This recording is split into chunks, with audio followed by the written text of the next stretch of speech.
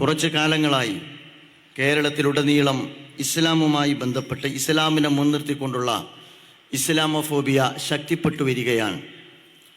ഇസ്ലാമിനെ മുൻനിർത്തിക്കൊണ്ടാണ് ഇസ്ലാമോഫോബിയ ശക്തിപ്പെട്ടുകൊണ്ടിരിക്കുന്നത്. ഇസ്ലാമിക ആശയത്തിനെതിരെയുള്ള കടന്നാക്രമണമാണ് കേരളത്തിൽ പല കോണുകളിൽ നിന്ന് നടന്നുകൊണ്ടിരിക്കുന്നത്. ലോകത്ത് ഇത് നേരത്തെ ആരംഭിച്ചതാണ്. നമ്മുടെ രാജ്യത്തും ഇത് ശക്തമായ സ്വഭാവത്തിൽ നിലനിൽക്കുന്നതാണ്. ഇന്ത്യ ഭരിക്കുന്നത് ആര് എന്ന് നമുക്കെല്ലാവർക്കും അറിവുള്ളതാണല്ലോ. അതുകൊണ്ട് തന്നെ ഇന്ത്യ ഭരിക്കുന്ന ഭരണകൂടത്തിൻ്റെ ഭാഗത്ത് നിന്ന് വംശീയ അജണ്ടയിൽ അധിഷ്ഠിതമായ വംശീയ ഉന്മൂലനം ലക്ഷ്യം വെച്ചുകൊണ്ടുള്ള ന്യൂനപക്ഷ ജനവിഭാഗങ്ങൾക്കും ദലിതുകൾക്കുമെതിരെയുള്ള ശക്തമായ നീക്കങ്ങൾ നടക്കാൻ തുടങ്ങിയിട്ട് കാലങ്ങളേറെയായി. കേരളത്തിലും സംഘപരിവാർ അതിനുള്ള ശ്രമങ്ങൾ നടത്താതിരുന്നിട്ടില്ല. കേരളത്തിൽ സംഘപരിവാറിൻ്റെ ഭാഗത്ത് നിന്ന് പലപ്പോഴായി കേരളീയ സമൂഹത്തിൽ അവരുടെ വംശീയമായ അജണ്ട നടപ്പിലാക്കുന്നതിനുള്ള ശ്രമങ്ങൾ നടത്തി പോന്നിട്ടുണ്ട്. പക്ഷേ മലയാളി സമൂഹം കാത്തു സൂക്ഷിച്ച ഒരുപാട് മൂല്യങ്ങൾ, നമുക്കിടയിലുള്ള ബഹുസ്വരമായ ജീവിത രീതികൾ, നാം പരസ്പരം കാത്തു സൂക്ഷിച്ച സൗഹൃദം, നമുക്കിടയിലുണ്ടായിരുന്ന സാഹോദര്യം, നാം ഒരുപാട് വില കൊടുത്ത് നിലനിർത്തിക്കൊണ്ടിരിക്കുന്ന സഹവർത്തിത്വം, ഈ കോട്ട പോലെ നിലകൊള്ളുന്ന സാമൂഹ്യ അന്തരീക്ഷത്തിനകത്ത് പലപ്പോഴും സംഘപരിവാർ ഇന്ത്യയിലെ മറ്റ് സംസ്ഥാനങ്ങളിൽ അവരുടെ അജണ്ട നടപ്പിലാക്കുന്ന പോലെ എളുപ്പത്തിലും വേഗത്തിലും കേരളീയ സമൂഹത്തിൽ അതവർക്ക് നടപ്പിലാക്കാൻ കഴിഞ്ഞിട്ടുണ്ടായിരുന്നില്ല. നമുക്കറിയാം, BJP അല്ലെങ്കിൽ സംഘപരിവാർ ഈ രാജ്യത്ത് നടപ്പാക്കാൻ ആഗ്രഹിക്കുന്ന രാജ്യത്തിൻ്റെ സ്വഭാവം, അവർ ഒരു ഏകശില സമൂഹത്തെയാണ് രൂപപ്പെടുത്തിയെടുക്കാൻ ആഗ്രഹിക്കുന്നത്. അതവർ വളരെ കൃത്യമായി ഒരു 100 കൊല്ലം കൊണ്ട് അവരാഗ്രഹിക്കുന്ന ഒരു സാമൂഹ്യ ക്രമത്തെക്കുറിച്ച് അവർ വളരെ കൃത്യമായി വിശദീകരിക്കുന്നത് നിങ്ങൾക്ക് കാണാവുന്നതാണ്. വിചാരധാര അത് ഒരു ആക്ഷൻ പ്ലാൻ എന്ന സ്വഭാവത്തിൽ തന്നെ മലയാളിക്ക് വരെ വായിക്കാൻ കഴിയുന്ന സ്വഭാവത്തിൽ, ലഭ്യമാകുന്ന സ്വഭാവത്തിൽ വിശദീകരിച്ചിട്ടുണ്ട്. അതിനകത്ത് അവർ പറയുന്നുണ്ട്, അവരാഗ്രഹിക്കുന്ന ഒരു സാമൂഹ്യക്രമം രൂപപ്പെടുത്തിയെടുക്കുന്നിടത്ത് അവർ വലിയ വെല്ലുവിളിയായി കാണുന്ന ദേശവിരുദ്ധ ശക്തികൾ 3 ആ 3 ശക്തികളെ അവർ അക്കമിട്ട് നിരത്തിയിരിക്കുന്നു. അതിലൊന്നാമതായി 1ാം സ്ഥാനം നൽകിയിരിക്കുന്നത് മുസ്ലിം സമൂഹത്തിനാണ്. 2ാമത്തെ അക്കത്തിൽ അവർ ചേർത്തിരിക്കുന്നത് ക്രൈസ്തവ സമൂഹത്തെയാണ്. 3ാമത്തെ ജനവിഭാഗമായി അവർ ചേർത്തിരിക്കുന്നത് കമ്മ്യൂണിസ്റ്റുകളെയാണ്. ഞാൻ എല്ലായിടത്തും പറയാറുള്ളതുപോലെ, സംഘപരിവാർ ആഗ്രഹിക്കുന്ന സാമൂഹ്യക്രമം രൂപപ്പെടുത്തിയെടുക്കുന്നിടത്ത് അവർ ബദ്ധവൈരികളായി അല്ലെങ്കിൽ മുഖ്യ ശത്രുക്കളായി കാണുന്നത് ആരെയെന്ന് വളരെ കൃത്യമായി അവർക്ക് ധാരണയുണ്ട്. ആ ധാരണ മുസ്ലിം സമുദായത്തിനുണ്ടായിരിക്കണം. ആ ധാരണ ക്രൈസ്തവ ജനവിഭാഗത്തിനുണ്ടായിരിക്കണം. ആ ധാരണ ഈ രാജ്യത്തെ കമ്മ്യൂണിസ്റ്റുകൾക്കുണ്ടായിരിക്കണം. ആ ധാരണ എപ്പോഴോ ഏതോ ഘട്ടത്തിൽ ഒരുപക്ഷെ എന്തെങ്കിലും താല്പര്യത്തിൻ്റെ പേരിൽ കൈമോശം വന്നിടത്ത് നിന്നാണ് പതിറ്റാണ്ടുകളായി സംഘപരിവാർ കേരളീയ സമൂഹത്തിൽ നടപ്പിലാക്കാൻ ആഗ്രഹിച്ച അവരുടെ അജണ്ട ഇതുവരെ നടപ്പാകാതെ പോയതും ഇപ്പോൾ വളരെ ചെറിയ സ്വഭാവത്തിലെങ്കിലും നടപ്പാക്കപ്പെട്ടുകൊണ്ടിരിക്കുന്നതും എന്ന് നമുക്ക് കാണാവുന്നതാണ്. ഇത്തരമൊരു സാഹചര്യത്തിലാണ് കേരളത്തിൻ്റെ സോഷ്യൽ ഫാബ്രിക്കിനെ, കേരളത്തിൻ്റെ സാമൂഹ്യ അന്തരീക്ഷത്തെ, കേരളത്തിൻ്റെ സഹവർത്തിത്വത്തിൻ്റെ അന്തരീക്ഷത്തെ, കേരളത്തിൻ്റെ സൗഹൃദ അന്തരീക്ഷത്തെ വരെ തകർക്കും വിധം കേരളത്തിൽ ഇസ്ലാമോഫോബിയ ശക്തിപ്പെടുകയും ബഹുസ്വര സാമൂഹ്യ ഘടനക്കകത്ത് വിള്ളൽ വീഴ്ത്തുകയും ഇസ്ലാമിനെ കുറിച്ച് സാധാരണക്കാരായ ആളുകൾക്കിടയിൽ വരെ തെറ്റിദ്ധാരണകൾ വ്യാപിച്ചുകൊണ്ടിരിക്കുകയും ചെയ്ത ഒരു ഘട്ടത്തിലാണ് ജമാഅത്തെ ഇസ്ലാമി കേരളീയ സമൂഹത്തെ അഭിമുഖീകരിക്കാൻ തീരുമാനിച്ചത്. എല്ലാ വിഭാഗത്തെയും ജമാഅത്തെ ഇസ്ലാമി അഭിമുഖീകരിക്കുന്നുണ്ട്. വളരെ സുന്ദരമായ സൗഹൃദത്തിൻ്റെ അന്തരീക്ഷത്തിൽ ഇതര മതവിഭാഗവുമായും വ്യത്യസ്തമായ സാംസ്കാരിക മാധ്യമ രംഗത്ത് പ്രവർത്തിക്കുന്നവരുമായുമെല്ലാം ജമാഅത്തെ ഇസ്ലാമി സംവദിക്കുന്നുണ്ട്. അവരുമായി സംവദിച്ച 1 മാസക്കാലത്തെ അനുഭവം നിങ്ങളുമായി പങ്കുവെക്കുമ്പോൾ അത്ഭുതപ്പെടുത്തുന്നതാണ്. ആധുനിക രംഗാലത്തെ ഏറ്റവും വലിയ ജനകീയമായ പ്ലാറ്റ്ഫോം മീഡിയ എന്ന് പറയുന്നത് സോഷ്യൽ മീഡിയയാണ്. നിങ്ങൾക്കറിയാം, ഈ സോഷ്യൽ മീഡിയ ഏതാണ്ട് എല്ലാവരുടെയും കയ്യിൽ ഏറ്റവും നല്ല ഡിവൈസ് തന്നെയുണ്ട്. അവരിലേക്ക് വന്നുകൊണ്ടിരിക്കുന്ന വിവരങ്ങൾ എന്നെക്കുറിച്ചും നിങ്ങളെക്കുറിച്ചും അല്ലെങ്കിൽ ഇവിടെ ജീവിച്ചുകൊണ്ടിരിക്കുന്ന പ്രബലമായ ന്യൂനപക്ഷമായ മുസ്ലിം സമൂഹത്തെക്കുറിച്ചും ഒരിക്കലും നമുക്ക് വിചാരിക്കാൻ പോലും പറ്റാത്ത, ചിന്തിക്കാൻ പോലും പറ്റാത്ത അതിശയോക്തി കലർന്ന വർത്തമാനങ്ങളാണ്. ഇത് യാദൃച്ഛികമായി സംഭവിക്കുന്നതല്ല. ഇതിൻ്റെ പിന്നിൽ ആസൂത്രിതമായ നീക്കമുണ്ട്. ആ നീക്കത്തിന് പിന്നിൽ ചുക്കാൻ പിടിക്കുന്ന ആളുകളുണ്ട്. നാം പലപ്പോഴും പറയാറുള്ളതുപോലെ അതിലൊന്നാമതായി നിയോ എത്തിസ്റ്റുകളാണ്. നവനാസ്തികർ എന്ന് നമ്മൾ അവരെ കുറിച്ച് പേര് വിളിക്കാറുണ്ട്. നവനാസ്തികരുടെ ഭാഗത്ത് നിന്ന് പലപ്പോഴും സോഷ്യൽ മീഡിയയിലെ ഏറ്റവും പുതിയ പ്ലാറ്റ്ഫോമായ ക്ലബ് ഹൗസിലേക്ക് വന്നാൽ നടന്നുകൊണ്ടിരിക്കുന്ന ചർച്ച മുഴുവൻ ഇസ്ലാമിനെ കുറിച്ചുള്ള ചർച്ചയാണ്, മുസ്ലിങ്ങളെ കുറിച്ചുള്ള ചർച്ചയാണ്. ആ ചർച്ചയ്ക്ക് നേതൃത്വം കൊടുത്തുകൊണ്ടിരിക്കുന്നത് നവനാസ്തികരാണ്. നാസ്തികത കേരളത്തിൽ ആദ്യമായിട്ടുണ്ടായതല്ല. നാസ്തികതയുമായി ബന്ധപ്പെട്ട് കേരള ചരിത്രത്തിൽ ഒരുപാട് സംഭവങ്ങൾ നിങ്ങളുടെ മുമ്പിലുണ്ടാകും. എൻ്റെ മുമ്പിലിരിക്കുന്ന മുതിർന്ന തലമുറയിൽ അത്തരം യുക്തിവാദ ചിന്തകളും നിരീശ്വര നിർമ്മത പ്രസ്ഥാനങ്ങളും കേരളീയ സമൂഹത്തിൽ അവരുമായുള്ള നിരന്തരമായ സംവാദങ്ങളും ചരിത്രത്തിൽ ഒരുപാട് കഴിഞ്ഞുപോയിട്ടുള്ളതാണ്. പക്ഷേ ഇത് ഒരു കാലഘട്ടത്തിൽ ഞങ്ങളും അല്ലെങ്കിൽ നിങ്ങളും നമ്മളെല്ലാവരും നേരിട്ട ഇടമുറകിന്റെ ആ അർത്ഥത്തിലുള്ള ഒരു നാസ്തികതയല്ല. സെപ്റ്റംബർ 11 ശേഷം രാജ്യത്ത് രൂപപ്പെട്ടു വന്ന നവനാസ്തികത എന്ന് പറയുന്നത് നാം പലപ്പോഴും മനസ്സിലാക്കുന്നത് പോലെയുള്ള, പലപ്പോഴും നാം തിരിച്ചറിഞ്ഞിട്ടുള്ളത് പോലെയുള്ള കേവലം മതവിരുദ്ധതയുടെ അടിസ്ഥാനത്തിൽ മാത്രം രൂപപ്പെട്ടതല്ല. പഴയ നാസ്തികത എന്ന് പറയുന്നത്, യുക്തിവാദം എന്ന് പറയുന്നത് മതത്തിനെതിരിലായിരുന്നു. അവർ മതത്തിന്റെ യുക്തിയാണ് ചോദ്യം ചെയ്തിട്ടുണ്ടായിരുന്നത്. ഹിന്ദു മതത്തിന്റെ യുക്തി അവർ ചോദ്യം ചെയ്തിരുന്നു, നാമമാത്രമായിട്ടാണെങ്കിലും. ക്രൈസ്തവ മതത്തിന്റെ യുക്തി അവർ ചോദ്യം ചെയ്തിട്ടുണ്ടായിരുന്നു. ഇസ്ലാമുമായി മുഖാമുഖം അവർ ഒരുപാട് ആശയ സംവാദം നടത്തിയിട്ടുണ്ടായിരുന്നു. പുതിയ കാലഘട്ടത്തിന്റെ പ്രത്യേകത എന്ന് പറയുന്നത് നവനാസ്തികരെ സംബന്ധിച്ചിടത്തോളം ആഗോളതലത്തിലാണെങ്കിലും ദേശീയ തലത്തിലാണെങ്കിലും നമ്മുടെ കൊച്ചു കേരളത്തിലും അതിന്റെ പതിപ്പാൻ. റിച്ചാർഡ് ഡോക്കിൻസിന്റെ അനുചരന്മാരെന്ന് പറയുന്നവർ നമ്മുടെ കേരളത്തിലും ധാരാളമാണ്. അവർ മുന്നോട്ട് വെക്കുന്ന ആ നവനാസ്തിക കാഴ്ചപ്പാടെന്ന് പറയുന്നത് ഈ രാജ്യത്ത് സംഘപരിവാറിനെതിരല്ല, ഈ രാജ്യത്ത് ഫാസിസത്തിനെതിരല്ല, ഈ രാജ്യത്ത് സാമ്രാജ്യത്വത്തിനെതിരല്ല, ലോകത്ത് ഒരിക്കലും അവർ സയണിസത്തിനെതിരല്ല.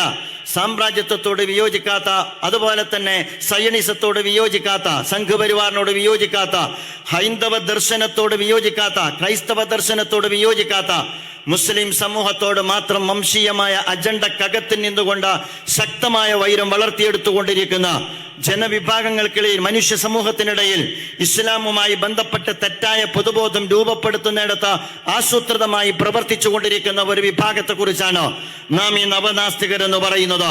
അതിന്റെ തുടർച്ച നമുക്ക് കാണാൻ കഴിയുന്നത് മറ്റൊരു വിഭാഗം എന്ന് പറയുന്നത് ലിബറലിസ്റ്റുകളാണ്.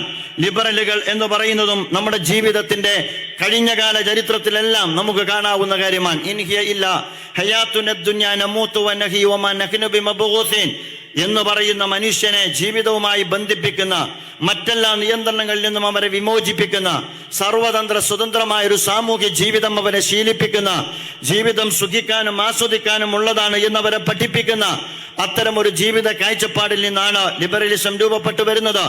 മതത്തിന്റെ, സമൂഹത്തിന്റെ എല്ലാ നിയന്ത്രണങ്ങളിൽ നിന്നും ഒരു ജനതയെ വിമോചിപ്പിച്ച അവരെ സർവതന്ത്ര സ്വതന്ത്രരായി ജീവിക്കാൻ അനുവദിക്കുന്ന ഒരു കാഴ്ചപ്പാട്.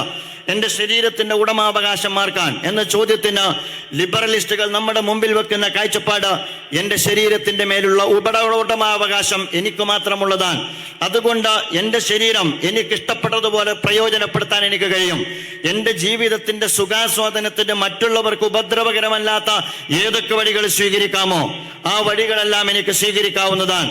അതുവഴി വേശ്യാവൃത്തിയെ വരെ മഹത്വപ്പെടുത്തുന്ന ഒരു ജീവിത കാഴ്ചപ്പാട് ലിബറലിസം മുന്നോട്ട് വെക്കുന്നു. ഫ്രീ സെക്സിലേക്ക് ആളുകളെ നയിച്ചുകൊണ്ടിരിക്കുന്നു. മാത്രമല്ല ജെൻഡർ ഇക്വാലിറ്റിയിലേക്ക് ആളുകളെ പ്രബോധനം ചെയ്തുകൊണ്ടിരിക്കുന്നു.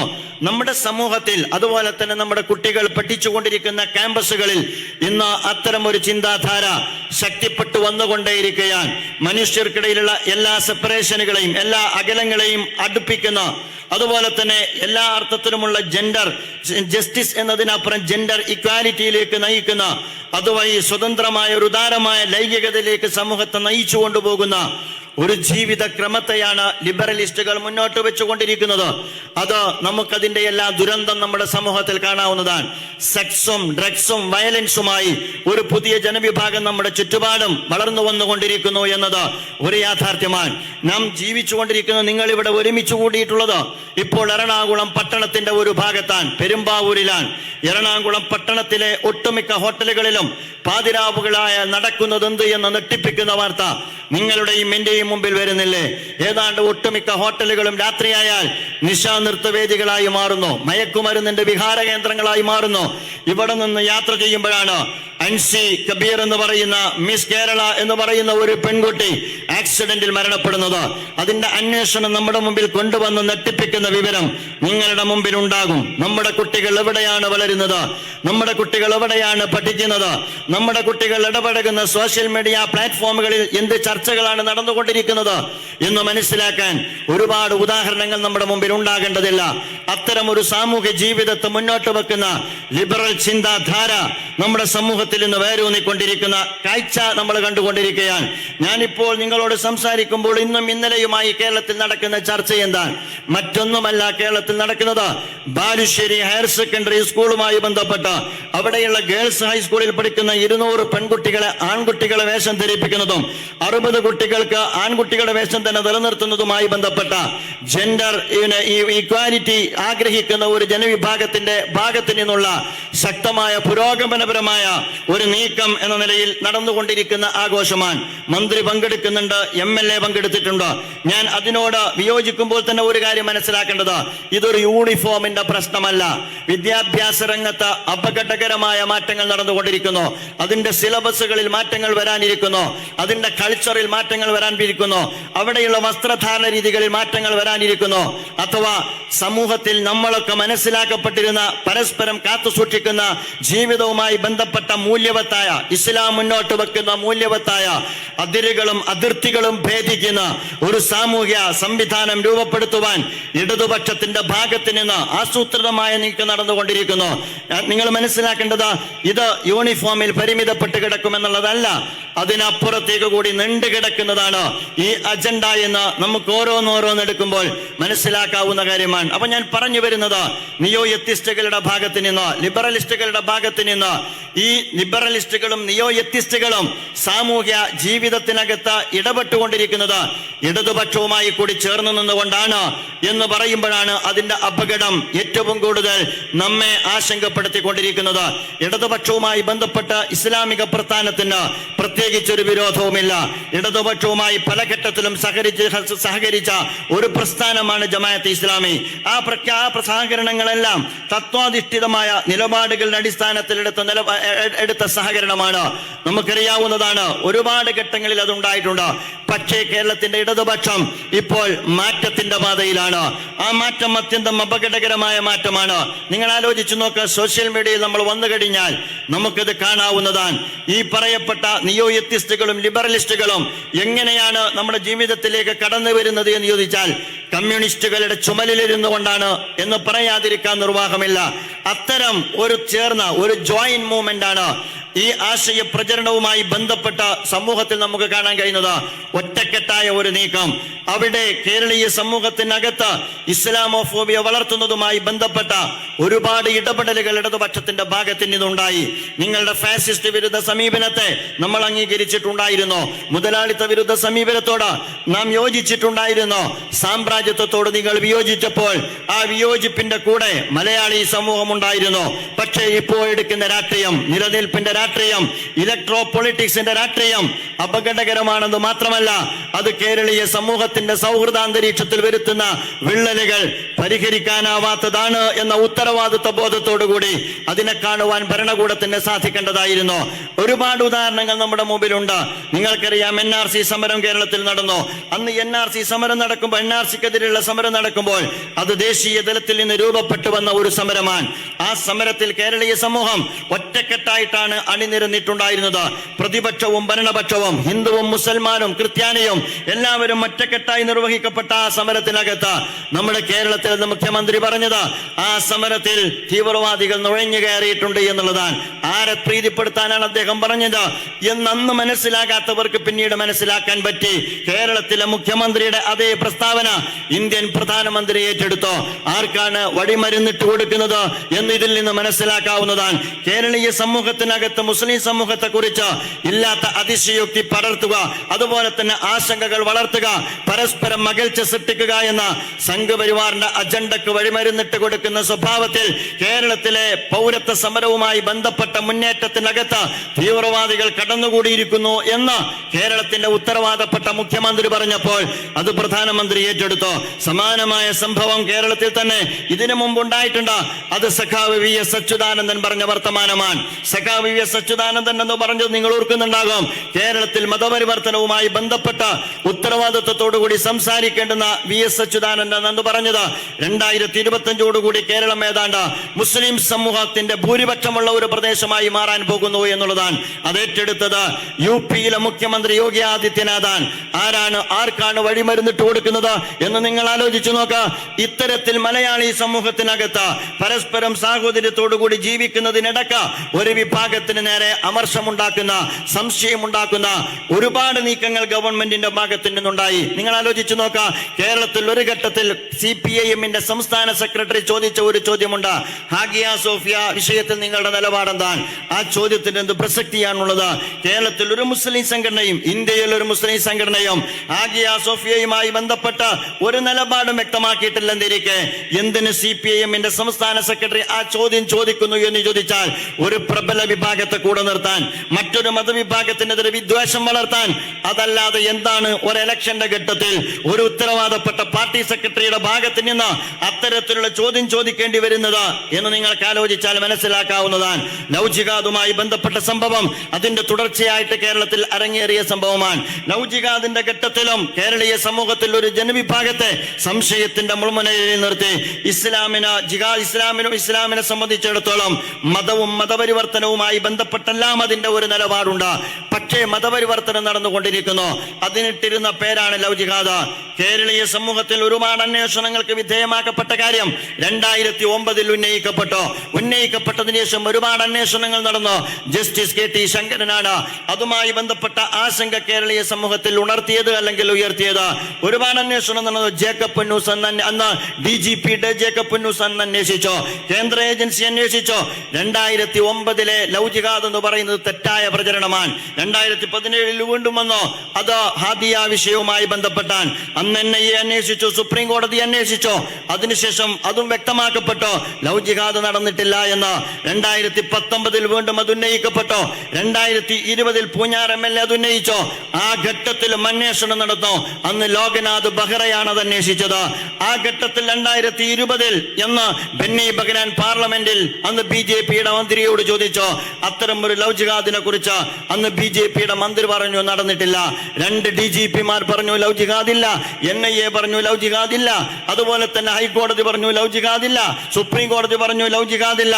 എന്നിട്ടും എന്തേ? നിങ്ങൾ ആലോചിച്ചു നോക്ക. എന്നിട്ടും എന്തേ? ഏതാനും മാസങ്ങൾക്ക് മുമ്പ് കേരളത്തിൽ ഒരു മുഖ്യ പുരോഹിതൻ ലവ് ജിഹാദിനെ അടിവരയിട്ടുകൊണ്ട് വീണ്ടും അപകടകരമായ പ്രസ്താവനകൾ ഇറക്കി. എന്തേ അതിനെ തടയിടുവാൻ നമുക്ക് സാധിച്ചുവോ? നമുക്ക് സാധിച്ചില്ല. എന്തിനാണത് പറയുന്നത്? അത് പറയുന്നത് ഈ രാജ്യത്ത് സമാധാനത്തോടുകൂടി ജീവിച്ച ജനവിഭാഗത്തെ വിള്ളലേൽപ്പിച്ചെങ്കിൽ മാത്രമേ സംഘപരിവാറിന് അവരുടെ തേരോട്ടം നടത്താൻ കഴിയുകയുള്ളൂ എന്നുള്ളത് കൊണ്ടാണ്. അതിന് വഴിയൊരുക്കാതിരിക്കാനുള്ള ജാഗ്രത ഒരു ഭരണകൂടമാണ് കാണിക്കേണ്ടത്. ആ ഭരണകൂടത്തിന്റെ ആഭ്യന്തര വകുപ്പാണ് കാണിക്കേണ്ടത്. ആഭ്യന്തര വകുപ്പിന് അത് കാണിക്കാൻ കഴിയില്ലേ? അവർ കാണിച്ചിട്ടുണ്ടല്ലോ.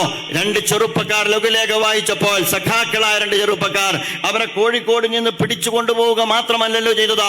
അവർക്ക് UAPA ചുമത്തപ്പെട്ട സംസ്ഥാനമാണ് കേരളം. ഒരുപാട് UAPA ചുമത്തപ്പെട്ടതിന്റെ പേരിൽ അകത്ത് കിടക്കുന്ന യുവാക്കളുള്ള സംസ്ഥാനമാണ് കേരളം. ആഭ്യന്തര വകുപ്പിന് അതിനുള്ള ചങ്കൂറ്റമുണ്ട്. പക്ഷേ കേരളത്തിന്റെ സാമൂഹ്യ അന്തരീക്ഷം വഷളാക്കുന്ന സ്വഭാവത്തിലുള്ള, കമ്മ്യൂണൽ പോളറൈസേഷന് വഴിവെക്കുന്ന സ്വഭാവത്തിലുള്ള നീക്കങ്ങൾ നടക്കുമ്പോൾ എന്തേ നമ്മുടെ ആഭ്യന്തര വകുപ്പ് കൈനീട്ടി അല്ലെങ്കിൽ കയ്യും കെട്ടി നോക്കി നിൽക്കുന്നത്? രണ്ടാമത്തെ സംഭവം വന്നു നാർക്കോട്ടിക് ജിഹാദുമായി ബന്ധപ്പെട്ടിട്ട്. ആ നാർക്കോട്ടിക് ജിഹാദുമായി ബന്ധപ്പെട്ട വിഷയം വന്നപ്പോൾ ഭരണകൂടത്തിന്റെ ഭാഗത്തു നിന്നുള്ള സമീപനം നിങ്ങൾ കണ്ടതാണ്. അദ്ദേഹത്തിന്റെ ആസ്ഥാനത്ത് പോയിട്ട് ആശീർവദിച്ചോ. അന്നും കേരളീയ സമൂഹത്തിൽ മുസ്ലിം സമൂഹം പക്വമായ സമീപനം സ്വീകരിച്ചോ. മുസ്ലിം സംഘടനകൾ ഒരുമിച്ച് യോഗം ചേർന്ന് ആവശ്യപ്പെട്ടത് ഗവൺമെന്റ് ഇത്തരം കാര്യങ്ങളിൽ ശ്രദ്ധിക്കണം, നടപടികൾ സ്വീകരിക്കാൻ സന്നദ്ധമാകണം. അതുണ്ടായോ? അതുണ്ടായില്ല. അഥവാ കേരളത്തിന്റെ ഇസ്ലാമോഫോബിയ വളർത്തുന്നിടത്ത് ഒരുപാട് ടൂളുകൾ മാറി മാറി സംഘപരിവാറിന്റെ പിൻബലത്തോടുകൂടി വ്യത്യസ്തമായ ചട്ടുകങ്ങൾ ഉപയോഗിച്ചുകൊണ്ട് കേരളത്തിൽ പ്രയോഗിച്ചുകൊണ്ടിരിക്കുന്നു. ലവ് ജിഹാദ് അതിന്റെ ഭാഗമാണ്. നാർക്കോട്ടിക് ജിഹാദ് അതിന്റെ ഭാഗമാണ്. ഹലാൽ ജിഹാദ് അതിന്റെ ഭാഗമാണ്. ഹലാൽ ഫുഡുമായി ബന്ധപ്പെട്ട വിവാദവും കേരളത്തിൽ വന്നു. ഹലാൽ ഫുഡ് ഫുഡുമായി ബന്ധപ്പെട്ട വിവാദം വന്ന ഘട്ടത്തിലും നമുക്കറിയാം, നമ്മെ സംബന്ധിച്ചിടത്തോളം ഹലാൽ എന്ന ബോർഡ് ഏതെങ്കിലും ഒരു കടയുടെ മുമ്പിൽ വെക്കലല്ല ഈ രാജ്യത്ത് ജീവിക്കുന്ന മുസ്ലിം സമൂഹത്തിന്റെ ബാധ്യത എന്ന് പറയുന്നത്. എന്താണ് ഹലാൽ എന്ന് പറഞ്ഞാൽ?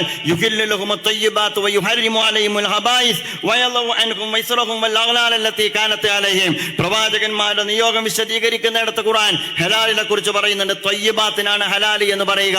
ഏറ്റവും നല്ലതാണ് ഹലാൽ എന്ന് പറയുന്നത്. അനുവദനീയമായത് കഴിക്കുക, അന്യായമായത് ഭുജിക്കാതിരിക്കുക, ഏറ്റവും നല്ലത് കഴിക്കുക. ഇതിന്റെ പേരിൽ എന്തിനാണ് കേരളത്തിൽ ബഹളം വെക്കേണ്ടത് എന്ന് ചോദിച്ചാൽ, ഹലാൽ ഫുഡ് നിരോധിക്കുക എന്ന ആവശ്യം ഉന്നയിക്കുന്നത് എന്ന് ചോദിച്ചാൽ, ഏറ്റവും അവസാനം കേരളത്തിൽ ഭിന്നിപ്പ് സൃഷ്ടിക്കാൻ ആഗ്രഹിക്കുന്ന ശക്തികൾ ഭക്ഷണത്തിൽ വരെ വിഷം ചേർത്തു എന്നുള്ളതാണ്. കേരളീയ സമൂഹത്തിന്റെ ബഹുസ്വര സാമൂഹ്യ ജീവിതത്തിൽ അവർ കഴിച്ചുകൊണ്ടിരിക്കുന്ന ആഹാരത്തിൽ വരെ, സംഘപരിവാറിന് ഭക്ഷണത്തിൽ വരെ വിഷം ചേർക്കാൻ ആരാണ് പിന്തുണ കൊടുത്തത് എന്ന ചോദ്യം വളരെ മൗലികമല്ലേ? മിണ്ടിയോ? മിണ്ടിയില്ല. അരുതെന്ന് പറഞ്ഞോ? അരുതെന്ന് പറഞ്ഞില്ല. ഹലാൽ ഫുഡ് എന്ന ബോർഡ് വന്നപ്പോൾ ഹലാൽ ഫെസ്റ്റ് അല്ല കേരളത്തിൽ നടന്നത്, ബീഫ് ഫെസ്റ്റും പോർക്ക് ഫെസ്റ്റുമാണ് കേരളത്തിൽ നടന്നത്. ഇതെന്തിന്റെ വഴിയടയാളമാണ് എന്ന് നിങ്ങൾക്ക് മനസ്സിലാക്കാവുന്നതേ അല്ലേയുള്ളൂ. അതുകൊണ്ടാണ് ഞാൻ പലയിടത്തും പറഞ്ഞതുപോലെ ഒരിക്കൽ കൂടി പറയുന്നു.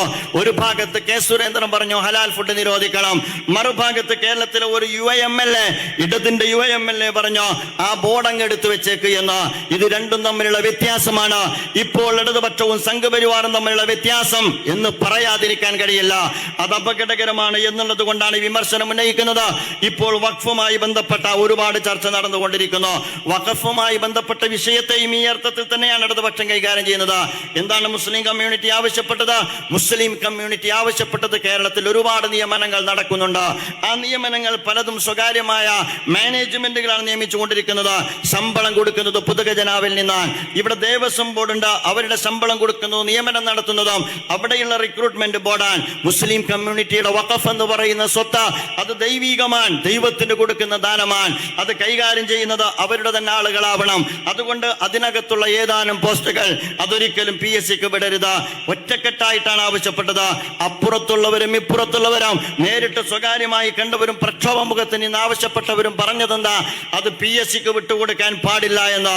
അതിനെ ആ അർത്ഥത്തിൽ ജനാധിപത്യ മര്യാദയിൽ വിവേചന ഭീകരത കാണിക്കാതെ കേരളത്തിൽ പിന്നോക്കം നിൽക്കുന്ന ഒരു ജനവിഭാഗത്തോട് ആഭിമുഖ്യം പുലർത്താൻ ആഗ്രഹിക്കുന്നുവെങ്കിൽ ഒരു സെക്കുലർ ഗവൺമെന്റ് ചെയ്യേണ്ടിയിരുന്നത് ആ മതപണ്ഡിതന്മാരുടെ ആവശ്യത്തെ മാനിക്കുകയാണ്. മാനിച്ചില്ലെന്ന് മാത്രമല്ല, മുസ്ലിം കമ്മ്യൂണിറ്റിയുമായി ബന്ധപ്പെട്ട ശൈഥില്യത്തിനാണ് ഒരു ഭരണകൂടം ശ്രമിക്കുന്നത്. മാത്രമല്ല, ഇത് മുന്നിൽ വെച്ചുകൊണ്ട് പൈശാചികമായ ഒരുപാട് ആശയങ്ങൾ ഉയർത്തിപ്പിടിച്ചുകൊണ്ട് വീണ്ടും കമ്മ്യൂണൽ പോളറൈസേഷന് വഴിയൊരുക്കിക്കൊണ്ടിരിക്കുകയാണ്. നമ്മുടെ മുഖ്യമന്ത്രി അങ്ങ് കണ്ണൂരിൽ നിന്ന് അദ്ദേഹത്തിന്റെ യാത്ര ആരംഭിച്ചിട്ടുണ്ട്, സമ്മേളനങ്ങൾ. ആ സമ്മേളനങ്ങളിലെല്ലാം പ്രധാനപ്പെട്ട ഒരു കക്ഷി ജമാഅത്തെ ഇസ്ലാമിയായി മാറിയിരിക്കുന്നു. അത്രമാത്രം ഈ പ്രസ്ഥാനം വളർന്നു പോയിട്ടുണ്ടോ എനിക്കറിഞ്ഞുകൂടാ. അദ്ദേഹത്തിന്റെ പ്രസ്താവനകളിൽ ജമാഅത്തെ ഇസ്ലാമി ഇടം പിടിക്കുന്നു. എന്താണ് ഇടം എന്ന് ചോദിച്ചാൽ, ജമാഅത്തെ ഇസ്ലാമിയെ പൈശാചികവൽക്കരിച്ച പ്രതിപക്ഷ കക്ഷികളുമായി ചേർത്ത് കെട്ടി കേരളത്തിൽ വീണ്ടും വർഗീയ ചിന്തക്ക് വഴിയൊരുക്കുന്ന സ്വഭാവത്തിലാണ് അദ്ദേഹം കാര്യങ്ങൾ പറയുന്നത്. ഒരു കാര്യം മാത്രം സൂചിപ്പിക്കുവാൻ ഞാൻ ആഗ്രഹിക്കുന്നു. ജമാഅത്തെ ഇസ്ലാമി ഇടതുപക്ഷവുമായി സഹകരിച്ചിട്ടുണ്ട്, അതുപോലെ തന്നെ UDFുമായും സഹകരിച്ചിട്ടുണ്ട്. ആ സഹകരണത്തിന്റെ എല്ലാം അടിസ്ഥാനം നിങ്ങൾക്കെല്ലാം അറിയാവുന്നതുപോലെ തത്വാധിഷ്ഠിതമാണ്. ഒരു കാലഘട്ടത്തിൽ ഇടതുപക്ഷവുമായി ജമാഅത്തെ ഇസ്ലാമി സഹകരിച്ച ഘട്ടത്തിൽ ജമാഅത്തെ ഇസ്ലാമിയെ സംബന്ധിച്ചിടത്തോളം അന്ന് ഇടതുപക്ഷത്തിന്റെ അല്ലെങ്കിൽ CPIMന്റെ നയ നിലപാടുകൾ സ്വീകരിച്ചിരുന്നതും രൂപീകരിച്ചിരുന്നതും AKG സെന്ററിൽ നിന്ന് തന്നെയാണ്. അല്ലാതെ ജമാഅത്തെ ഇസ്ലാമിയുടെ ആസ്ഥാനമായി ഇറാ സെന്ററിൽ നിന്നല്ല. ജമാഅത്തെ ഇസ്ലാമി ഇടതുപക്ഷവുമായി സഹകരിച്ച കാലഘട്ടത്തിൽ ആ കാലഘട്ടത്തിലെ CPIMന്റെ നിലപാട് AKG സെന്ററിൽ നിന്ന് തന്നെയാണ് തീരുമാനിക്കപ്പെട്ടിട്ടുണ്ടായിരുന്നത് എങ്കിൽ നിങ്ങൾ അറിയണം, മുസ്ലിം ലീഗുമായി സഹകരിക്കുമ്പോൾ മുസ്ലിം ലീഗിന്റെ നയനിലപാട് ലീഗ് ഹൗസിൽ നിന്ന് തന്നെയാണ് തീരുമാനിക്കപ്പെടുന്നത് എന്ന് മനസ്സിലാക്കാനുള്ള രാഷ്ട്രീയ ബോധം മുഖ്യമന്ത്രിക്കുണ്ടാകണം എന്ന് സൂചിപ്പിക്കാൻ ആഗ്രഹിക്കുകയാണ്. തങ്ങളുടെ കൂടെ കൂടുമ്പോൾ, ഒരു വിഭാഗം തങ്ങളുടെ കൂടെ കൂടുമ്പോൾ അവർ വിശുദ്ധരാൻ, അവർ പുരോഗമനവാദികളാൻ, അവർ സാമ്രാജ്യത്വ വിരുദ്ധവാദികളാൻ. അതേസമയം തങ്ങളുടെ മറുവശത്ത് ഏതെങ്കിലും അർത്ഥത്തിൽ വിയോജിപ്പിന്റെ തലത്തിൽ വരുമ്പോൾ അവർ അത്യന്തം അപകടകാരികളാൻ. എന്നിട്ടവരെ പൈശാചികവൽക്കരിക്കുക, എന്നിട്ടവരെ പ്രതിപക്ഷ കക്ഷികളുമായി ചേർത്ത് കെട്ടുക. ഇത് രാഷ്ട്രീയ പാപ്പരത്വമാണ് എന്നുണർത്താൻ ഞാൻ ആഗ്രഹിക്കുകയാണ്. ഇവിടെയും ചെയ്യുന്നത് ഹലാൽ ഫുഡുമായി ബന്ധപ്പെട്ടും നാർക്കോട്ടിക് ജിഹാദുമായി ബന്ധപ്പെട്ടും അതുപോലെ തന്നെ ലവ് ജിഹാദുമായി ബന്ധപ്പെട്ടും ഒരു ബഹുസ്വര സമൂഹത്തിനകത്ത് ഭീതി ഉണർത്തുന്ന അതേ നീക്കം ഇടതുപക്ഷം തുടരുന്നു എന്നതാണ് വഖഫുമായി ബന്ധപ്പെട്ട വിഷയത്തിൽ നമുക്ക് കാണാൻ കഴിയുന്നത്. പ്രിയമുള്ള സുഹൃത്തുക്കളെ, ഇത് മൂന്നും ചേരുന്നിടത്താണ് CPIMന്റെ അത്യന്തം അപകടകരമായി ഈ നീക്കം, നിയോയത്തിസ്റ്റുകളുടെ ഭാഗത്ത് നിന്നുള്ള ഈ നീക്കം, ലിബറലിസ്റ്റുകളുടെ ഭാഗത്ത് നിന്നുള്ള ഈ നീക്കം, ഈ മൂന്ന് പേരും കൂടി നിന്നുകൊണ്ട് ഇസ്ലാമുമായി ബന്ധപ്പെട്ട് ഉയർത്തിയ വിമർശനങ്ങളെയാണ് കേരളീയ സമൂഹത്തിൽ ജമാഅത്തെ ഇസ്ലാമി അഭിമുഖീകരിച്ചത്. നേരത്തെ ബഹുമാന്യനായ അബൂബക്കർ സാഹിബ് സൂചിപ്പിച്ചതുപോലെ വളരെ സുന്ദരമായിട്ടാണ് ജമാഅത്തെ ഇസ്ലാമി അതിനെ അഭിമുഖീകരിച്ചത്. ഞങ്ങളുടെ മുസ്ലിം സുഹൃത്തുക്കളുമായി സംവദിച്ചോ, എന്താണ് ഇസ്ലാം എന്ന ചോദ്യത്തിന് ഇവിടെ പഠിപ്പിക്കപ്പെട്ട ഒരുപാട് ഉത്തരങ്ങൾ ഉണ്ടായിരുന്നു. ആ പഠിപ്പിക്കപ്പെട്ട ഉത്തരം ഇസ്ലാം സ്ത്രീ വിരുദ്ധമാണ്, അതുപോലെ തന്നെ ഇസ്ലാം മതഭ്രാന്തിന്റെ മതം, ഇസ്ലാം തീവ്രവാദത്തിന്റെ മതമാണ്, ഇസ്ലാം യുദ്ധമതമാണ്, അതേപോലെ തന്നെ ഇസ്ലാം മനുഷ്യവിരുദ്ധമാണ്, ടെററിസത്തിന്റെ മതമാണ്, താലിബാനിസമാണ്, IS ആണ് എന്ന് തുടങ്ങിയുള്ള ഒരുപാട് ആരോപണങ്ങൾ, ജിഹാദികളാണ്, ഇങ്ങനെയുള്ള ഒരുപാട് ആരോപണങ്ങൾ സമൂഹത്തിന്റെ മുമ്പിൽ ഉന്നയിക്കപ്പെട്ടിരുന്നു. ജമാഅത്തെ ഇസ്ലാമി സമൂഹത്തിലേക്ക് ഇറങ്ങി ഈ കാലഘട്ടത്തിൽ പലപ്പോഴും പല വിമർശനങ്ങളും ഉന്നയിക്കാറുള്ളത് നേരിട്ട് ഇസ്ലാമിനെ അറ്റാക്ക് ചെയ്യുന്നതിന് പകരം മൗദൂദിയെ മുന്നിൽ നിർത്തിക്കൊണ്ട്, അല്ലെങ്കിൽ ജമാഅത്തെ ഇസ്ലാമിയെ മുന്നിൽ നിർത്തിക്കൊണ്ട് അവർ ആക്രമിച്ചത് മുഴുവൻ ഇസ്ലാമിനെയാണ്. നിങ്ങൾക്കറിയാം, ജിഹാദി എന്ന പദം കേൾക്കുമ്പോൾ നിങ്ങൾക്ക് എന്താണ് തോന്നുന്നത്? ഒരു സാധാരണക്കാരനായ മുസ്ലിമിനോട് ഇപ്പോൾ നീ ഒരു ജിഹാദിയാണോ എന്ന് ചോദിച്ചാൽ അവൻ പറയും ഞാൻ ജിഹാദിയല്ല എന്ന്. ഒരു പക്ഷേ ഗുജറാത്തിലെ കലാപത്തിൽ കൈകൂപ്പി നിന്ന കുത്തുബുദ്ദീനെ പോലെ അവൻ പറയും ഞാനൊരു ജിഹാദിയല്ല എന്ന്. ഈ ഒരു പദത്തെ ആരാണ് ഭീകരവൽക്കരിച്ചത്? നല്ല കൊമ്പും തേറ്റയുമുള്ള ഏതോ ഒരു ഭീകര സ്വത്വത്തിന്റെ പേരാണ് യഥാർത്ഥത്തിൽ ജിഹാദി എന്ന തോന്നൽ ആളുകൾക്കിടയിൽ സൃഷ്ടിച്ചതാരാണ്? എന്താണ് ജിഹാദ്? ഇത് സമൂഹത്തിന്റെ പകർന്നു കൊടുക്കുന്ന ക്യാമ്പയിനാണിത്. തെറ്റിദ്ധരിപ്പിക്കപ്പെടുന്ന അല്ലെങ്കിൽ തെറ്റിദ്ധാരണയുടെ പുകപടലങ്ങളെ ഏതാണ്ട് ഇല്ലായ്മ ചെയ്യുന്നതിനുള്ള നമ്മൾ ഒറ്റക്കെട്ടായി നിർവഹിക്കേണ്ടുന്ന, മുസ്ലിം സമൂഹം ഒറ്റക്കെട്ടായി നിർവഹിക്കേണ്ടുന്ന, അല്ല കേരളീയ സമൂഹം ഒറ്റക്കെട്ടായി നിർവഹിക്കേണ്ടുന്ന ഒരു ക്യാമ്പയിനാണ് ജമാഅത്തെ ഇസ്ലാമി ഏറ്റെടുത്തിരിക്കുന്നത്. അതുകൊണ്ട് ഞാൻ പറയുന്നത് ഒരു ഇസ്ലാമിക പ്രവർത്തനം മാത്രമല്ല, ഇതൊരു സാമൂഹ്യ പ്രവർത്തനമാണ്, ഇതൊരു ദേശീയോഗ്രഥന പ്രവർത്തനമാണ്. എന്തുകൊണ്ടെന്നാൽ ഈ രാജ്യത്തെ സഹവർത്തിത്വവും സാഹോദര്യവും തകർക്കപ്പെട്ടാൽ അതൊരു വിഭാഗത്തെ മാത്രമാണ് ബാധിക്കുക എന്നാരും വിചാരിക്കേണ്ടതില്ല. അത് കേരളീയ സമൂഹം കാലങ്ങളായി നിലനിർത്തിയ സമാധാനത്തിന്റെയും ശാന്തിയുടെയും അന്തരീക്ഷത്തെ പാടയാണ് അത് ബാധിക്കാൻ പോകുന്നത് എന്ന് ഭരിക്കുന്നവർക്കെങ്കിലും ഉത്തരവാദിത്വ ബോധത്തോടുകൂടി മനസ്സിലാക്കാൻ കഴിയണമെന്നാണ് ഞാൻ ഉണർത്താൻ ആഗ്രഹിക്കുന്നത്. അപ്പോൾ ജിഹാദുമായി ബന്ധപ്പെട്ട് എന്താണ് ജിഹാദ്? അതൊരു വിശുദ്ധ പ്രവർത്തനമാണ്. ആർക്കാണ് അതിൽ സംശയമുള്ളത്? ഏറ്റവും നല്ല പുണ്യകർമ്മത്തിനാണ് ജിഹാദ് എന്ന് പറയുന്നത്. വിശുദ്ധ ഖുർആൻ മുഅ്മിനിനെ, മുസ്ലിമിനെ മുജാഹിദ് എന്ന് പറയുന്നുണ്ട്. നീ ഒരു ജിഹാദിയാണോ എന്ന് ചോദിച്ചാൽ ഞാൻ ഒരു മുജാഹിദാണ്.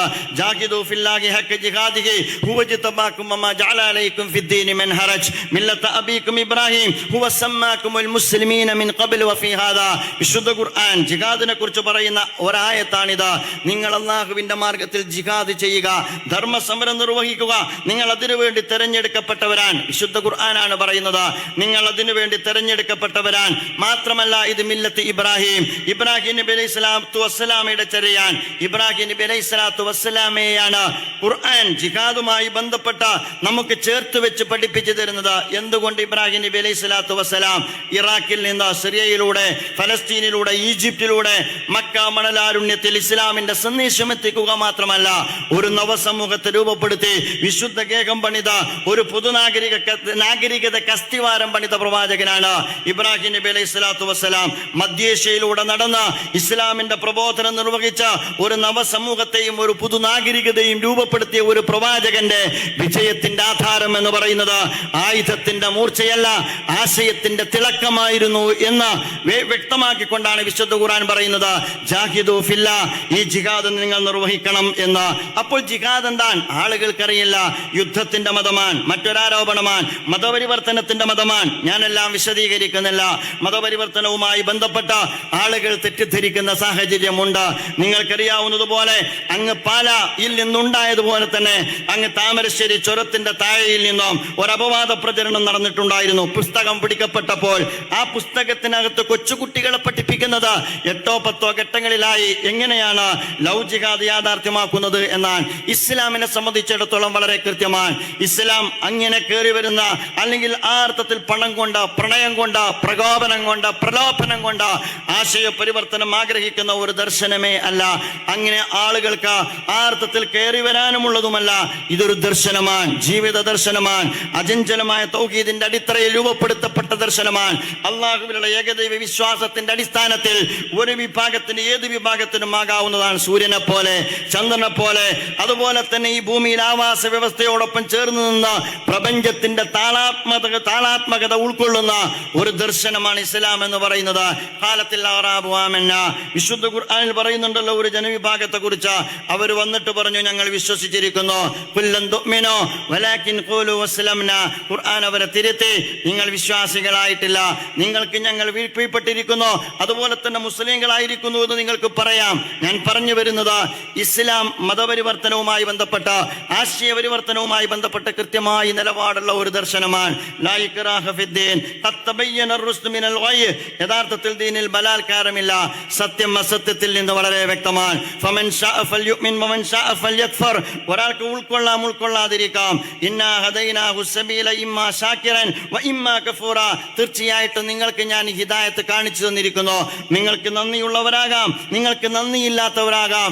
എത്ര സുന്ദരമായിട്ടാണ് ഖുർആൻ അതുമായി ബന്ധപ്പെട്ട ആശയം നമ്മെ പഠിപ്പിക്കുന്നത് സുഹൃത്തുക്കളെ. അതാണ് ഇസ്ലാമിന്റെ ആശയ പരിവർത്തനവുമായി ബന്ധപ്പെട്ട കാഴ്ചപ്പാട്.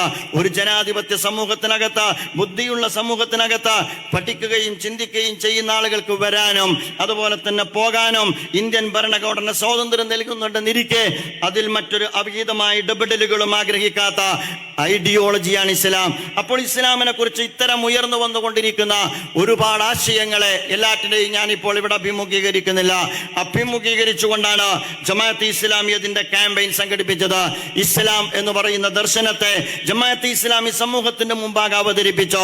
ആളുകൾക്ക് മുമ്പിൽ വളരെ കൃത്യമായി, നിങ്ങൾ കേൾക്കുന്ന യുദ്ധത്തിന്റെ മതമല്ല, നിങ്ങൾ കേൾക്കുന്ന തീവ്രവാദത്തിന്റെ മതമല്ല, താലിബാനിസമല്ല, IS അല്ല, ഇസ്ലാം നീതിയുടെ ദർശനമാണ്. ഇസ്ലാം സാമ്പത്തിക സന്തുലിതമായ ഒരു സമ്പദ്ഘടനയെ മുന്നോട്ട് വെക്കുന്ന ദർശനമാണ്. ഇസ്ലാം സാഹോദര്യത്തിന്റെ ദർശനമാണ്. ഇസ്ലാം വൈവിധ്യത്തെ അക്കമഡേറ്റ് ചെയ്യുന്ന ദർശനമാണ്. ഇസ്ലാം നിർഭയത്വം ആളുകൾക്ക് വാഗ്ദാനം ചെയ്യുന്ന ദർശനമാണ്. ഇസ്ലാം വിമോചനപരമായ ഉള്ളടക്കമുള്ള ഒരു ദർശനമാണ്. ഇസ്ലാം കാരുണ്യത്തിന്റെ ദർശനമാണ്. ആ അർത്ഥത്തിൽ ഇസ്ലാമിന്റെ സുന്ദരമായ ആവിഷ്കാരത്തെ സമൂഹത്തിന് മുമ്പാകെ സമർപ്പിച്ചുകൊണ്ടാണ് ആശയ സംവാദത്തിന്റെ സൗഹൃദ നാളുകൾ ഇസ്ലാമിക പ്രസ്ഥാനം മുന്നോട്ട് കൊണ്ടുപോയത് എന്നുകൂടി ഉണർത്താൻ ഞാൻ ആഗ്രഹിക്കുകയാണ്. ഇസ്ലാം നീതിയുടെ ദർശനമാണെന്ന് പറയുമ്പോൾ നിങ്ങളുടെ എല്ലാ ആരോപണങ്ങളെയും നിരാകരിക്കുന്നതാണ്. യാ അയ്യുഹല്ലദീന ആമനൂ കൂനൂ ഖവ്വാമീന ലില്ലാഹ് ശുഹദാഅ ബിൽ ഖിസ്ത വലാ യജ്രിമന്നകും ശനആനു ഖൗമിൻ അലാ അല്ലാ തഗ്ദിലൂ ഇഗ്ദിലൂ ഹുവ അഖ്റബു ലിത്തഖ്വ. എത്ര സുന്ദരമായിട്ടാണ് ഖുർആൻ പറഞ്ഞത്. നിങ്ങൾ അല്ലാഹുവിന്റെ കൂടെ നിൽക്കുക, നിങ്ങൾ നീതിക്ക് സാക്ഷ്യം വഹിക്കുക, നിങ്ങൾ നീതിക്ക് സാക്ഷ്യം വഹിക്കുക. ഒരിക്കലും ഒരു ജനവിഭാഗത്തോടുമുള്ള വിയോജിപ്പ്, എതിർപ്പ് ആ ജനവിഭാഗത്തോട് അനീതി പ്രവർത്തിക്കാൻ നിങ്ങളെ പ്രേരിപ്പിക്കാതിരിക്കട്ടെ. സാമുദായിക ബോധത്തിന്റെ അടിസ്ഥാനത്തിലല്ല, നീതിബോധത്തിന്റെ അടിസ്ഥാനത്തിൽ സമൂഹത്തെ സമീപിക്കുന്ന ഉജ്ജ്വലമായ ഒരു ഐഡിയോളജിയാണ് ഇസ്ലാം. സാമ്പത്തികമായ സന്തുലിതമായ ഒരു സമ്പദ്ഘടന മുന്നോട്ട് വെക്കുന്നു. ഞാൻ വളരെ വിനയത്തോടുകൂടി എൻ്റെ പ്രിയപ്പെട്ട സുഹൃത്തുക്കളുടെ മുമ്പിൽ ചർച്ചയ്ക്ക് വെക്കാൻ ആഗ്രഹിക്കുകയാണ്. ആധുനിക കാലഘട്ടം നേരിടുന്ന ഏറ്റവും വലിയ വെല്ലുവിളി ഈ കാലഘട്ടത്തിലല്ല, ലോകക്രമത്തിന്റെയും ബേസായി നിലകൊള്ളുന്ന സാമ്പത്തിക ക്രമം തന്നെയാണ്. ആ സമ്പദ്ഘടനയുമായി ബന്ധപ്പെട്ട ഏത് ദർശനത്തിന്റെ പിൻബലത്തിലാണ് ലോകത്തിന്റെ സാമ്പത്തിക ക്രമം മുന്നോട്ട് പോയിക്കൊണ്ടിരിക്കുന്നത്? സോഷ്യലിസത്തിൻ്റെതാണോ? അല്ല. കമ്മ്യൂണിസത്തിൻ്റെതാണോ? അല്ല. എല്ലാ സ്വകാര്യവൽക്കരണവും അവസാനിച്ച് എല്ലാം പൊതുവൽക്കരിക്കപ്പെടുന്ന, എല്ലാ അർത്ഥത്തിലുമുള്ള എല്ലാവർക്കും തുല്യമായി വീതിക്കപ്പെടുന്ന ഒരു കമ്മ്യൂണിസ്റ്റ് വ്യവസ്ഥ ചരിത്രത്തിൽ ഇതുവരെ ഉണ്ടായിട്ടില്ല. സോഷ്യലിസവും സ്ഥാപിക്കപ്പെട്ടിട്ടില്ല. ഈ രാജ്യത്ത് ഇപ്പോൾ നിലനിൽക്കുന്നത് നിയോ ലിബറലിസ്റ്റ് എക്കോണമിയാണ്. ആ നിയോ ലിബറലിസ്റ്റ് എക്കോണമി എന്ന് പറയുന്നത് ഉള്ളവന്റെ കൂടെയുള്ളതും ഇല്ലാത്തവന്റെ കൂടെ നിൽക്കാത്തതുമാണ്. അതാണ് രാജ്യത്ത് നടപ്പാക്കപ്പെട്ടുകൊണ്ടിരിക്കുന്നത്, അതാണ് ലോകത്ത് നടപ്പാക്കപ്പെട്ടുകൊണ്ടിരിക്കുന്നത്, അതാണ് കൊച്ചു കേരളത്തിൽ വരെ പിൻപറ്റപ്പെട്ടുകൊണ്ടിരിക്കുന്നത്. നിങ്ങൾക്ക് എല്ലാവർക്കും അത് കാണാവുന്നതാണ്. പദ്ധതികളായിട്ടാണ് അത് വരിക. റെയിൽവേ സ്റ്റേഷനിൽ അത് ലാൻഡ് ചെയ്തോ, എയർപോർട്ടുകളിൽ അത് ലാൻഡ് ചെയ്തോ, കൃഷിഭൂമികളിൽ അത് ലാൻഡ് ചെയ്തോ, പാർലമെന്റിൽ തന്നെ അത് ലാൻഡ് ചെയ്ത് കഴിഞ്ഞോ. അപ്പോൾ കോർപ്പറേറ്റുകളാണ് ഇന്ത്യ ഭരിക്കുന്നത്. അപ്പോൾ പിന്നെ ഗ്യാസിന്റെ വില കൂടും. അപ്പോൾ പിന്നെ ഈ രാജ്യത്ത് നമുക്ക് പെട്രോളിന് വില കൂടാം. ആ വില തീരുമാനിക്കുന്നത് പെട്രോളിയം മന്ത്രിയാണ് എന്ന് നിങ്ങൾ വിചാരിക്കേണ്ടതില്ല. ഇനി ബാക്കിയുള്ളതും വിൽപ്പനക്ക് വെക്കുന്ന ആ അർത്ഥത്തിലുള്ള ഒരു വാടകക്കാരനായി ഇന്ത്യ രാജ്യത്ത് ഇന്ത്യൻ ഭരണകൂടം മാറിയിരിക്കുന്നു എന്നത് ഈ സമ്പദ്ഘടനയുടെ പ്രത്യേകതയാണ്. അതിൽ നിന്ന് വ്യത്യസ്തമായിട്ട് ആർക്കെങ്കിലും എന്തെങ്കിലും പറയാനുണ്ടോ? ഇല്ല. ഇവിടെ ഇസ്ലാമിനെ സംബന്ധിച്ചിടത്തോളം ഉജ്ജ്വലമായ ഒരു സാമ്പത്തിക കാഴ്ചപ്പാട് ഇസ്ലാം മുന്നോട്ട് വെച്ചോ. ആ കാഴ്ചപ്പാട് നിങ്ങൾക്കറിയാം. മനുഷ്യനെ സംബന്ധിച്ചിടത്തോളം സക്കാത്തിൽ കേന്ദ്രീകരിച്ചതാണ്, ഇൻഫാക്കിൽ കേന്ദ്രീകരിച്ചതാണ്, സ്വതക്കയിൽ കേന്ദ്രീകരിച്ചതാണ്, പലിശയെ നിരാകരിക്കുന്നതാണ്, സമ്പത്ത് കേന്ദ്രീകരിക്കുന്നതിന് പകരം വികേന്ദ്രീകരിക്കപ്പെടുന്നതാണ്. മനുഷ്യ സമൂഹത്തിന്റെ അടിസ്ഥാന ആവശ്യങ്ങൾക്ക് പരിഗണന കൊടുക്കുകയും ഉള്ളവനിൽ നിന്ന് ഇല്ലാത്തവനിലേക്ക് പണം ഒഴുകുകയും ചെയ്യുന്നതാണ്. ഉള്ളവനും ഇല്ലാത്തവനും തമ്മിലുള്ള തമ്മിലുള്ള സംഘർഷമല്ല ജീവിതത്തിന്റെ യഥാർത്ഥത്തിൽ രാജ്യത്തിന്റെ സാമൂഹ്യ ജീവിതത്തിന്റെ ചരിത്രം എന്ന് പറയുന്നത്. ഉള്ളവനും ഇല്ലാത്തവർക്കും ഇടയിൽ സഹജീവി സഹാനുഭൂതിയുടെ അടിസ്ഥാനത്തിലുള്ള പങ്കുവെപ്പിന്റെ ഉജ്ജ്വലമായ ഒരാശയം ഇസ്ലാം മുന്നോട്ട് വെക്കുന്നുണ്ട്.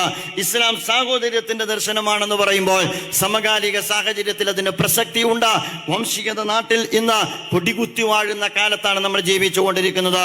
ലോകത്തെങ്ങനെയാണ്, അതുപോലെ തന്നെ നമ്മുടെ രാജ്യത്ത് എങ്ങനെയാണ്. കേരളത്തിൽ പോലും ഒരു ദലിതന് അവന്റെ PhD പോലും പൂർത്തീകരിക്കുന്നിടത്ത് ഒരുപാട് ജാതീയമായ അധിക്ഷേപങ്ങൾ നേരിടേണ്ടി വരുന്നിടത്താണ് നാം ജീവിക്കുന്നത്. പ്രബുദ്ധമെന്ന് നമ്മൾ അവകാശപ്പെടുന്ന കേരളത്തിന്റെ അവസ്ഥയാണ് ഞാൻ പറയുന്നത്.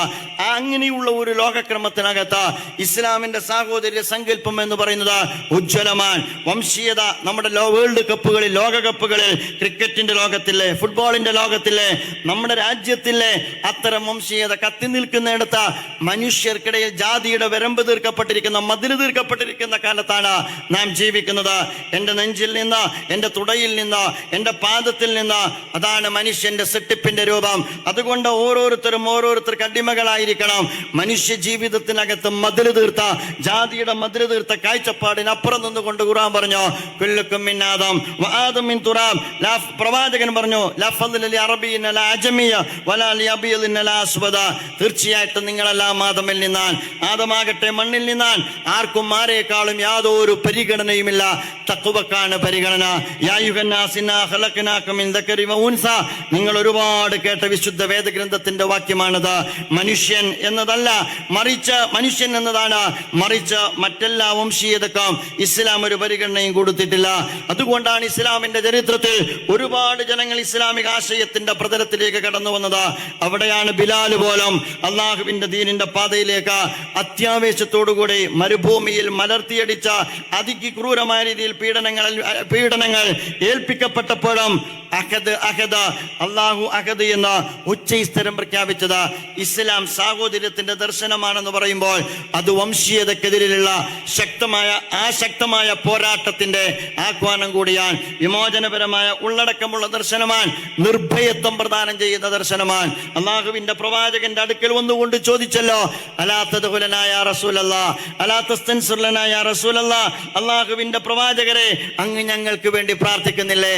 അള്ളാഹുവിന്റെ പ്രവാചകൻ പറഞ്ഞു വല്ലാഹി ലയുതിമ്മന്നല്ലാഹു ഹദൽ അംറ ഹത്താ യസീറ റാകിബു മിൻ സനഅ ഇലാ ഹദറ മൗത ലാ യഖാഫു ഇല്ലല്ലാഹ് അദ്യബു അലാ വനമി. എത്ര സുന്ദരമായ വാഗ്ദാനമാണ് പ്രവാചകൻ നൽകുന്നത്. ഇത് കാര്യങ്ങൾ പൂർത്തീകരിക്കപ്പെടുന്ന കാലം വരും. ആ കാലത്തെക്കുറിച്ച് പ്രവാചകൻ പറയുന്നത്, അങ്ങ് നാടിന്റെ ഒരറ്റത്തിൽ നിന്ന് മറ്റൊരറ്റത്തേക്ക് നിർഭയമായി ആളുകൾക്ക് നടന്നു പോകാൻ കഴിയുന്ന കാലം. നാം ജീവിക്കുന്ന കാലം നിങ്ങൾക്കറിയാമല്ലോ. ഇപ്പോൾ പെൺകുട്ടികൾ ആൺവേഷം ധരിപ്പിക്കുവാനുള്ള ധൃതിയിലാണ് നമ്മുടെ സർക്കാർ ഉള്ളത്. അട്ടപ്പാടികളെ കുഞ്ഞിന് പോഷകാഹാരം കിട്ടുന്നില്ല. 1 കിലോയാണ് അവിടെ ജനിച്ചു വീഴുന്ന കുഞ്ഞുങ്ങൾക്കുള്ളത്. മാത്രമല്ല 1006 കുട്ടികൾ മരിക്കുമ്പോൾ അട്ടപ്പാടിയിൽ അത് 32 എണ്ണമാണ്. അതുമാത്രമാണോ, വീടിനകത്തേക്ക് കയറി വന്ന കൊട്ടേഷൻ സംഘം ആളുകളെ വകവരുത്തിയതിനു ശേഷം കാല് മുറിച്ചെടുത്ത കിലോമീറ്ററുകളോളം ഘോഷയാത്ര നടത്തുന്ന സുരക്ഷിതത്വം പോലും നഷ്ടപ്പെടുന്ന സാമൂഹ്യ അന്തരീക്ഷം.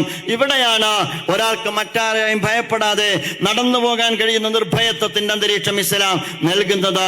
വൈവിധ്യത്തിന്റെ ദർശനമാണ്. എന്റെ പ്രിയമുള്ള സുഹൃത്തുക്കളെ, ഞാൻ അവസാനിപ്പിക്കുകയാണ്.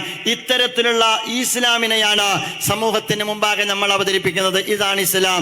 ജമാഅത്തെ ഇസ്ലാം വിമർശിക്കപ്പെടുന്നത് എന്തുകൊണ്ടാണ് എന്ന് ചോദിച്ചാൽ ഒരൊറ്റ വാക്കിൽ അതുകൂടി പറയാം. ജമാഅത്തെ ഇസ്ലാം വിമർശിക്കപ്പെടുന്നത് എന്തുകൊണ്ടാണ്? ഇന്ന് മുഖ്യമന്ത്രി ജമാഅത്തെ ഇസ്ലാമിയെ കുറിച്ച് പറയേണ്ടി വരുന്നത് എന്തുകൊണ്ടാണെന്ന് ചോദിച്ചാൽ അവരാഗ്രഹിക്കുന്ന ആ അർത്ഥത്തിലുള്ള അനുഷ്ഠാനപരതയിൽ അധിഷ്ഠിതമായ, ആചാരങ്ങളിൽ അധിഷ്ഠിതമായ ഒരു മതസങ്കല്പം ജമാഅത്തെ ഇസ്ലാമിക്കില്ല. ഇത് വിശുദ്ധ വേദഗ്രന്ഥത്തിന്റെ വെളിച്ചത്തിൽ രൂപം കൊണ്ടതാണ്. ഇത് പ്രവാചകന്റെ തിരുചര്യയിൽ നിന്ന് രൂപപ്പെട്ടതാണ്. ഇത് പ്രവാചക പുങ്കവന്മാരുടെ പാന്താവിലൂടെ വളർന്നു വന്നതാണ്.